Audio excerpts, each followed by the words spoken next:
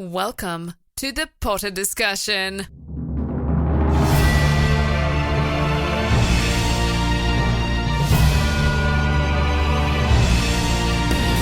Hello, my friends, and welcome back to the Potter Discussion, discussing Harry Potter, Fantastic Beasts, and the Wizarding World fandom. I'm your host, Oscar, and on today's episode, we will be recasting Harry Potter. This is an episode I had while listening to another podcast, not a Harry Potter podcast, where they were talking about a movie and how an actor was turned down for the role, and I thought that actor would be perfect. Then I thought, well, for Harry Potter, maybe there are also some parallels. So that is where the inspiration for this episode comes from, and I'm hoping that today we will be able to dissect the different characters that would be good for different roles. And there are some actors that are already in the series that I think could be very good in other characters. And there are also some actors that are not in Harry Potter that would just be absolutely perfect. And this is not professional, this is just my opinion. And what I went off of was, if I could see that actor playing that character in my mind's eye, that is a good actor for the character. Because, I mean, especially for one of them that I will definitely tell you about, I could see that person playing that role so well. So I hope you will listen to this entire thing, because we have got some pretty controversial stuff and some pretty obvious stuff that I think everyone will enjoy. But we do have some boilerplate stuff just to go over before we get into it. Well, actually, the first one's not so boilerplate. It is, we hit 3,000 followers on Instagram. I think we're actually at 3,200 by this point, so we are definitely going up there. If you want to be around for 4,000, you should definitely follow at the Potter Discussion on Instagram soon, because we are getting there. We are getting there quick. The Quill and Ink came out last Wednesday, I believe, the 16th of March. If you got it, I hope you read it and enjoyed it. Any feedback, just reply to that email. I will definitely make sure I get to that and read it. If you want to sign up for the Quill and Ink, it's a completely free and more content. So, I mean, it's kind of a no-brainer. You should.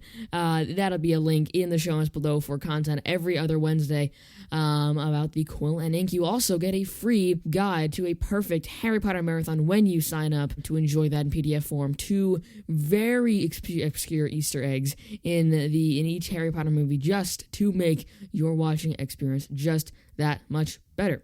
Okay, so that is basically it, but I should mention that I will do a very short discussion on a new kind of teaser, like promo content thing that Wizarding World put out on Instagram, I think other places this week, that I will go before we start, and that is coming up right now. Let's get into it.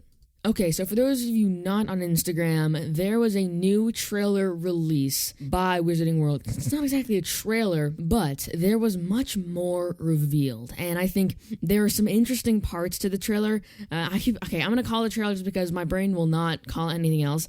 I'm gonna train myself. It's like the new promotion material. So Wizarding World put together this video of like promotional material about the actors behind the scenes, about some more footage from the movie, and I think it is very interesting. Let's put it that way. So what I think I want to go over are just a couple things that I noticed that really stuck out to me that were either like kind of confusing or really confirm something. So the first one I think I want to talk about is a line that Newt said. He said, not exactly, but he says that Grindelwald is a seer, and instead of fighting them, they need to confuse him, which is not exactly not what they were planning before. Now they want to confuse Grindelwald. This feels like not like the exact opposite of a thing that they should actually be doing, because I feel like I might be alone in this, but from what I can see, it felt like they were kind of building up to this whole, like final battle. The war with the Muggles begins today. They're gonna go after Grindelwald. Grindelwald's gonna go after them. They're building followers. But now Newt's like, all right, guys, we have to confuse him. I might be completely focusing on the wrong detail here, because it might be that was just another piece of that train cart scene, and they are just adding it in there because it is a part of just one section of the overall goal of Dumbledore and his Dumbledore and his army. I was trying to find a different word for that, but Dumbledore's army trying to really get Grindelwald off of his feet, because the whole reason Grindelwald is such a formidable opponent is he knows how to talk to people. He charms everyone onto his side, and he is a seer, so that helps a lot. He can see the future. There's a lot of things that Grindelwald does very well, and he kind of has the world in his pocket. He knows how to twist words, and he knows how to create a common enemy for people to kind of band together against. which is why he managed to build such a big following. And I think that's how he managed to create the base that we see, not only in the Fantastic Beasts, but also in the Crimes of Grindelwald, and hopefully now in the Secrets of Dumbledore. So that was one thing that I found was very interesting. The second thing was they are talking a lot about the DA. Like I said before, yes, they're really focusing more on Dumbledore's army, but there was actual shots from the Order of the Phoenix that were Dumbledore's army. We saw Harry, we saw Hermione, we saw like that really long hall. I mean, the room of requirement, that prayer wheel in the first trailer, and just the whole focus on Newt and Dumbledore just kind of being in the same corner is really, really sought after, that kind of feel. And I think the big reason for this is the reason that they put in all the other things that we were noticing. It's to make the nostalgia for fans to go back into the theaters and watch the movies, because I think they're basing this off of if someone walks in just randomly. I think actually April 15th is a Friday, so Friday night movie, you can't say that. So if you walk into a Friday night movie theater and you get tickets to this thing called Secrets of Dumbledore and you sit down, you want to be able to understand it and have a kind of an inkling of, oh yeah. So if not a Harry Potter fan, if someone who've read the books but not seen the movies sees this trailer, they will know exactly what it is, and they'll be like, oh my gosh, I know that, I want to see this movie now. So I think that was kind of the reason they're putting it in there, which is really too bad, because I think there could be a really big plot point and a really good addition to the movie if they just added Dumbledore's army in a little bit, and not, the Harry Dumbledore's army, but really kind of harping on the fact that this is Dumbledore's first army. This is the first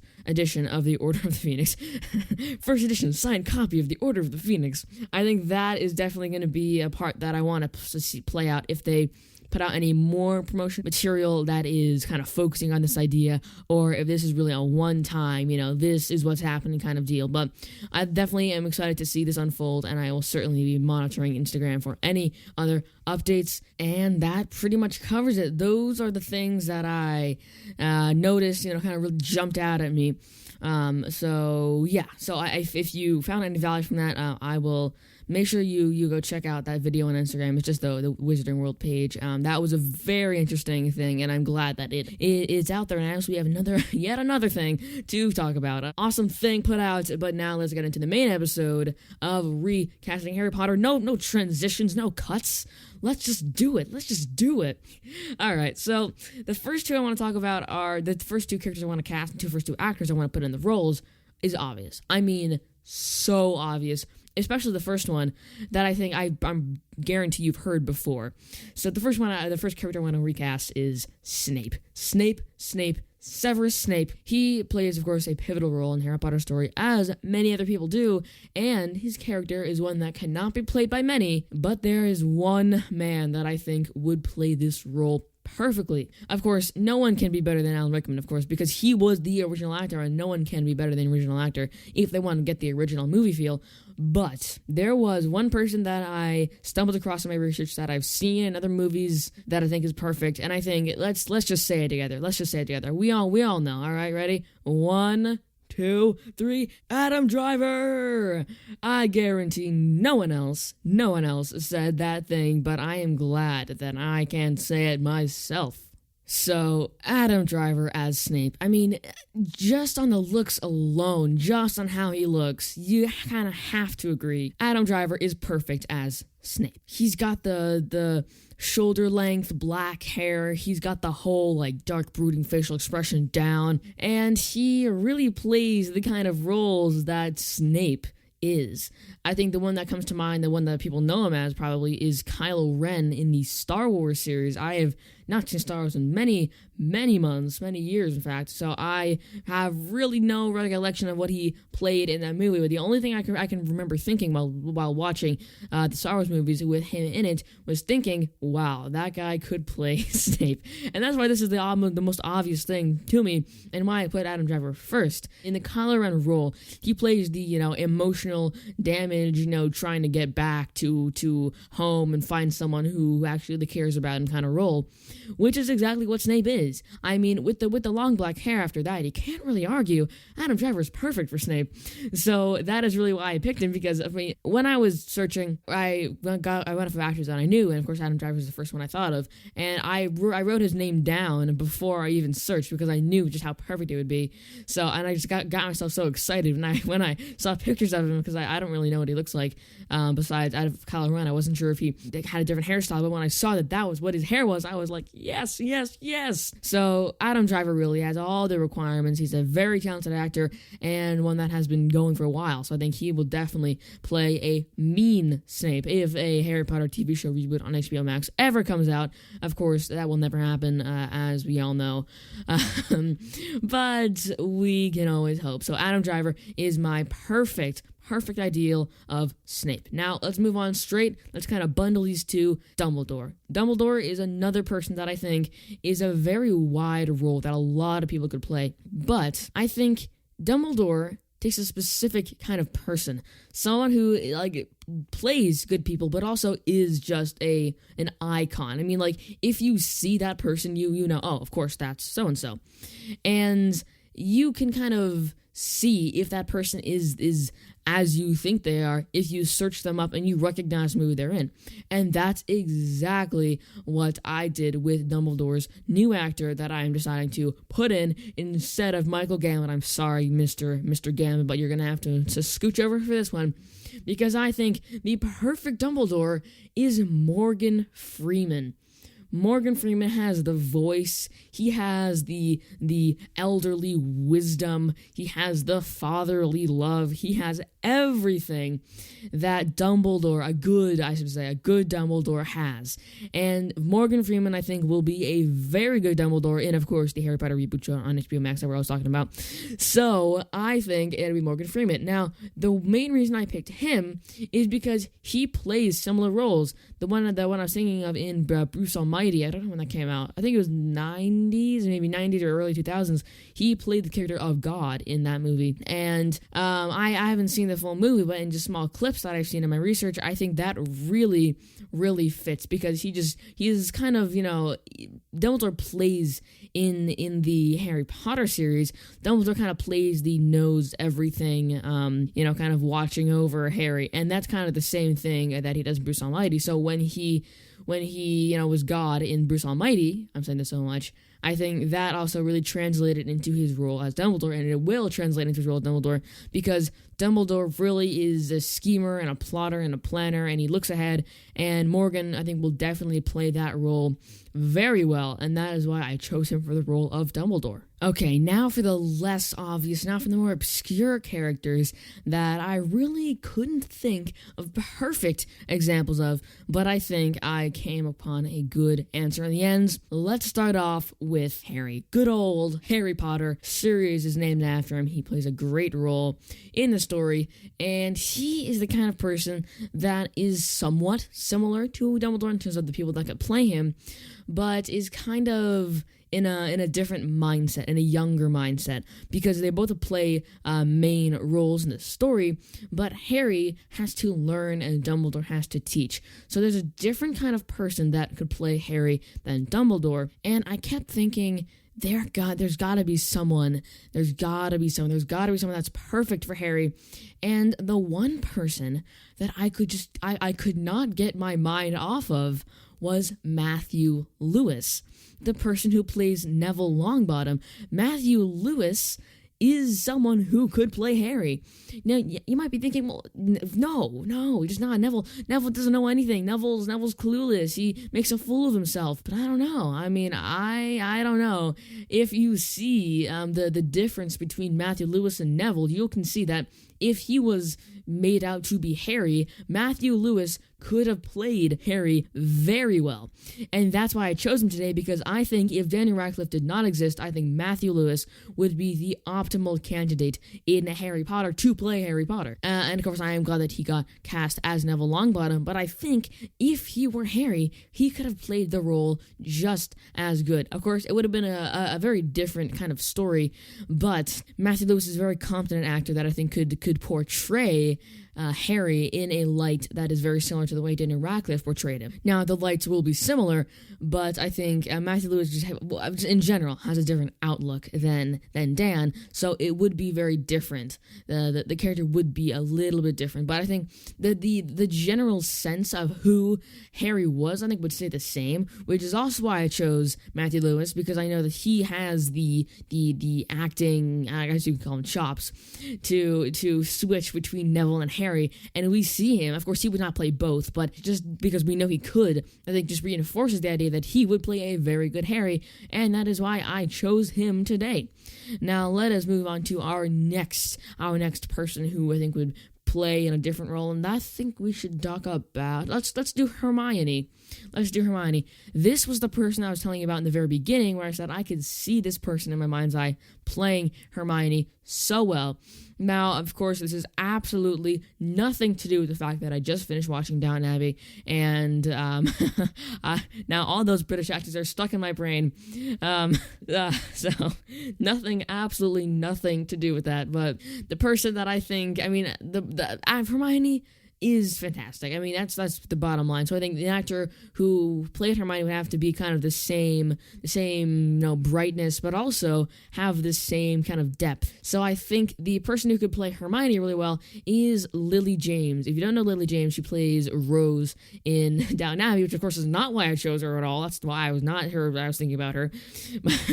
But I think she definitely is someone that I can see so clearly as Hermione, and that's why I chose her, because I definitely was not wondering about her from Downton Abbey. Hermione is the exact same as basically a carbon copy of Rose. So that is really where this idea came from. But as I thought more into it, this is really something that I can see like crystal clear. I think she is a very bright person. At least her acting is very bright. And Hermione can definitely thrive off of that. I think in the later books, Hermione does kind of turn into a more, serious, kind of dark and like almost confused person. And of course, she's not, like Draco Malfoy level of confused, but she is not the same like chirpy, never better kind of person that she was in the that was so bad in the first book and the first movie. So I think Lily James could definitely take over that kind of sadness in Hermione in the later books and channel that into more of a brighter sense, because it's a very dark time from The Prisoner of Azkaban on. I mean, there are memes about this everywhere, but from The Prisoner of Azkaban on, it is ridiculous how dark it gets.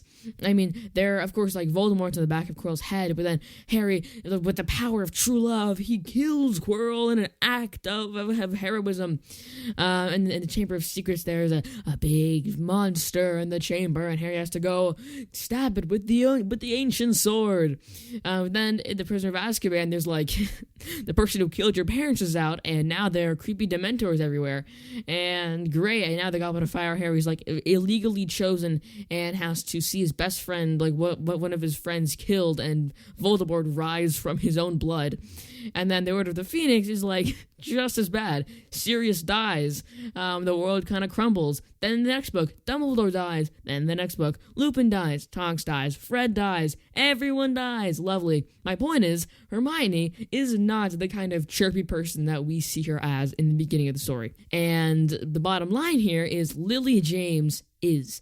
I think James could really play this role in such a way that allowed for the same kind of somber energy to still be brought out, because of course that is a very vital part to the story. That's a very vital part to Hermione's character, as a whole.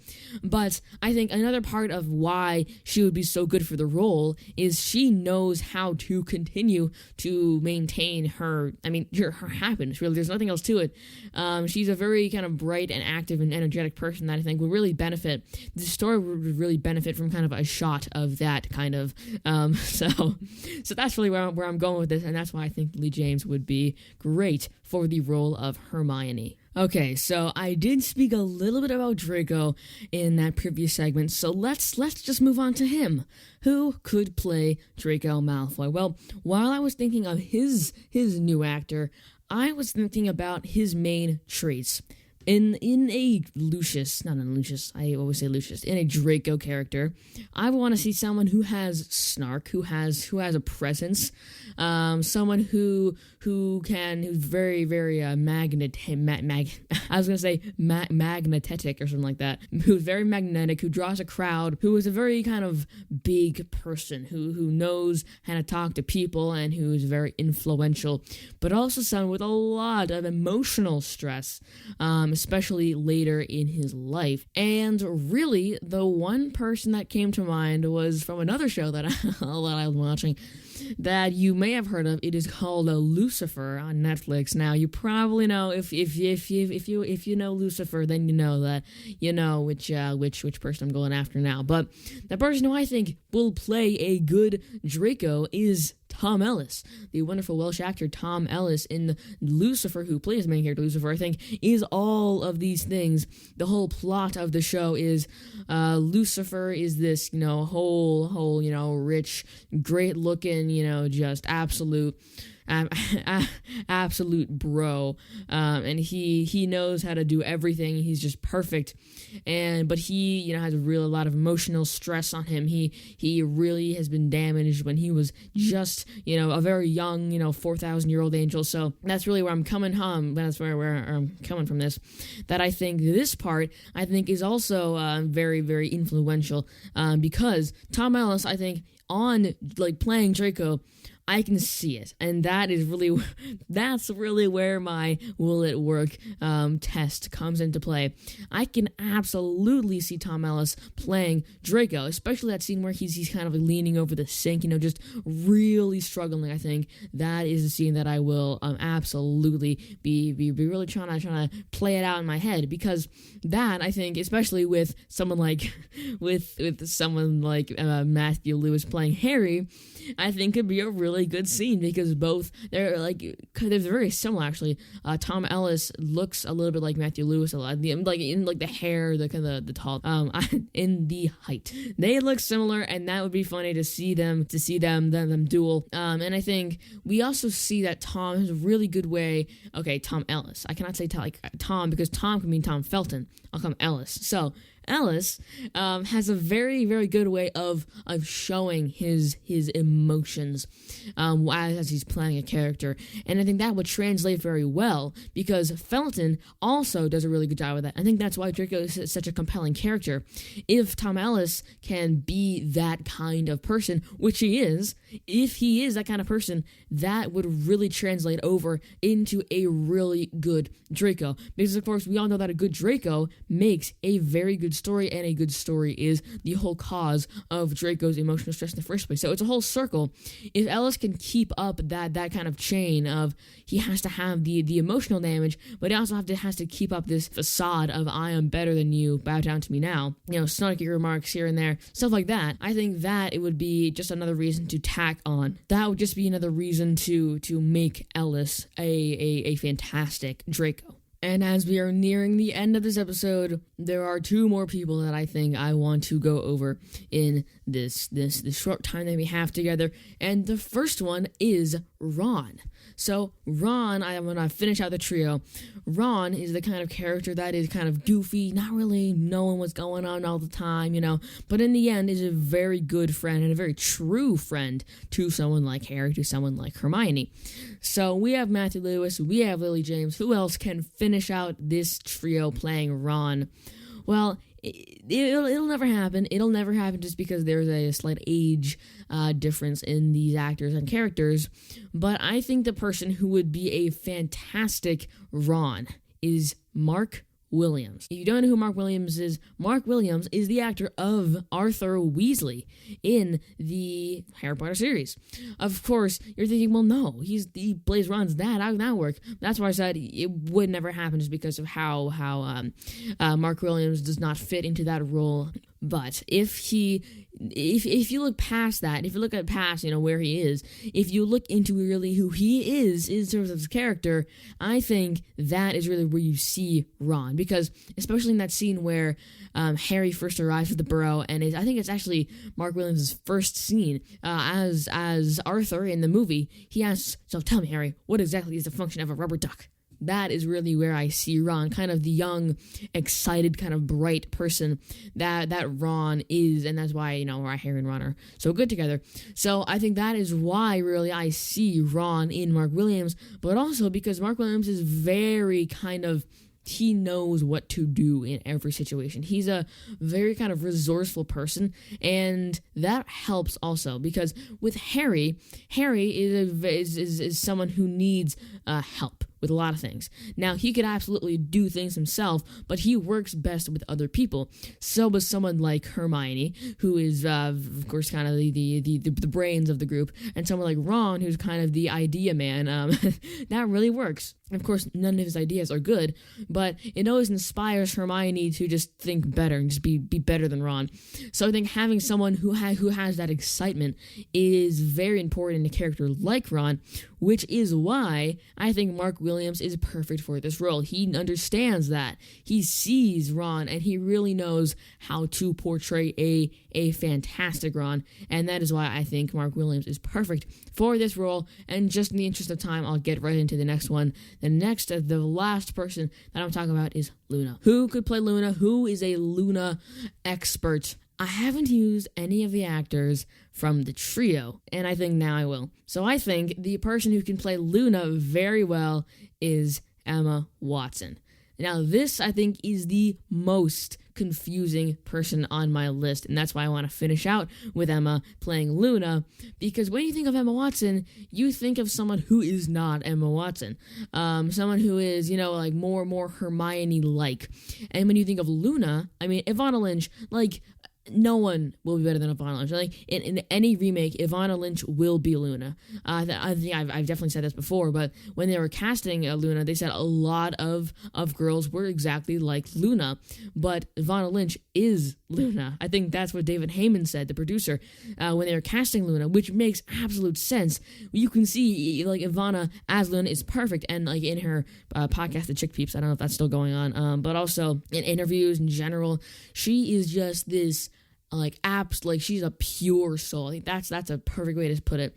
She has like no taint. She has no stains on her personality. She is an absolute just diamond in the rough of other people. She is just she knows the secrets of the universe just for how pure.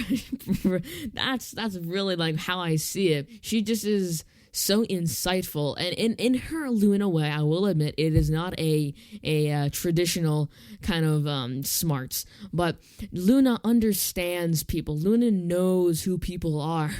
A lot of people know who other people are, but Luna can really see inside a person, and I think Emma could play that kind of role very well. Now, she wouldn't be the kind of like, I can see them too kind of person. I think Emma would be a more kind of quiet person. Luna as Emma as Luna would create a more quiet role and would be more eager to learn, because I think one of the traits Emma brings to Hermione is her ability just kind of to be excited about learning at Hogwarts. And I think Luna could also kind of have that kind of same excitement, and I think that could be another reason why Luna would be portrayed so well by Emma Watson. And I think that will just about do it. Thank you so much for listening to this episode. If you have any questions, comments, whatever you want, just go ahead, send me an email. My email is ThePotterDiscussion@gmail.com. That is ThePotterDiscussion@gmail.com. Also, make sure you follow my Instagram. Again, we just passed 3,000 followers. If you want to be part of 4,000, make sure you go follow that at ThePotterDiscussion with daily content of your favorite Harry Potter topics. Quillining coming out in a little more than a week. Make sure you go follow that. It is a free subscription, just your name and email, and you are in. You get a free Harry Potter movie watching guide for your perfect Harry Potter marathon. That is 2 Easter eggs from every movie that will make your watching experience just a little bit better. I hope to the bottom of my heart you enjoyed this episode, and I hope you will enjoy each episode in the future. As always, remember that happiness can be found even in the darkest of times if one only remembers to turn on the light. I'll see you later.